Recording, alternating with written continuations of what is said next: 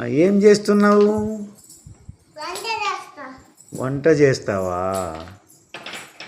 ఇప్పుడు ఏం చేస్తున్నావు? చిట్టి తల్లి ఏం చేస్తున్నావు? చెప్పు.